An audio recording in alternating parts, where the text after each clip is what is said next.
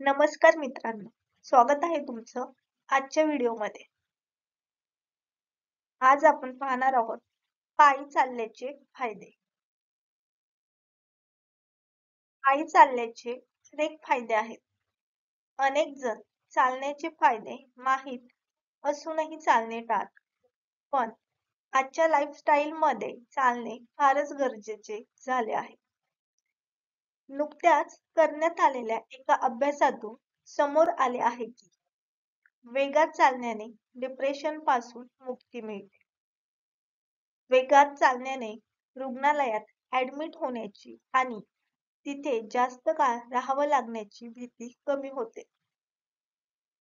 हळू चालणाऱ्यांच्या तुलनेत वेगाने चालणाऱ्यांची 3 वर्षात रुग्णालयात ऍडमिट होण्याची 37% शक्यता कमी आढळली आहे. चालणे वयोवृद्धांमध्ये अधिक लोकप्रिय आहे. तरुणांनी पण याचा फायदा घ्यावा. हा व्यायाम एकही पैसा खर्च न करता आणि कोणत्याही प्रशिक्षणाशिवाय केला जाऊ शकतो. एक आठवड्यातून 2 तास चालण्याने ब्रेन स्ट्रोक शक्यता 30% कमी होते. 2 रोज 30 ते 60 मिनिटे पायी चालण्याने हार्ट अटॅकची शक्यता कमी होते.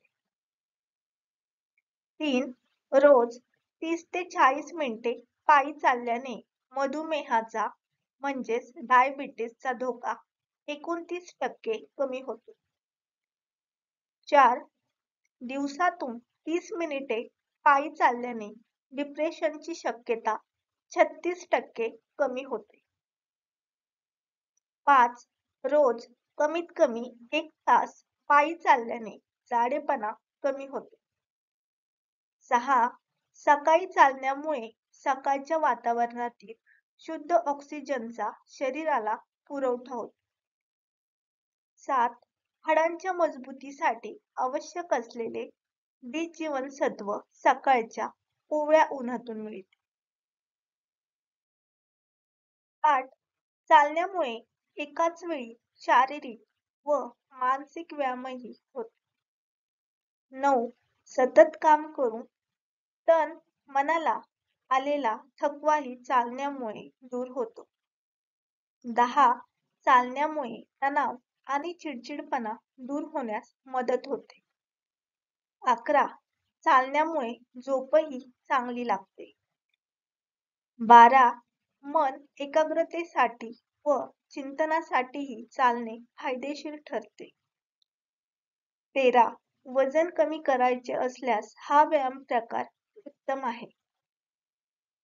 14 चालण्यामुळे शरीरातील जास्तीचे उष्मांक जळते. 15 चालण्यामुळे शरीरातील चरबीचे प्रमाण कमी होते. 16 दररोज 1 तास चालल्यास संधिवाताचा त्रास कमी होऊ शकतो, असं संशोधनातून समोर आलंय. 17 चालण्यामुळे पचनक्रिया सुधारते. मलबद्धतेसारखे पचनाचे विकार कमी होतात. 18 झपझप चालण्यामुळे हृदयाची गती वाढते.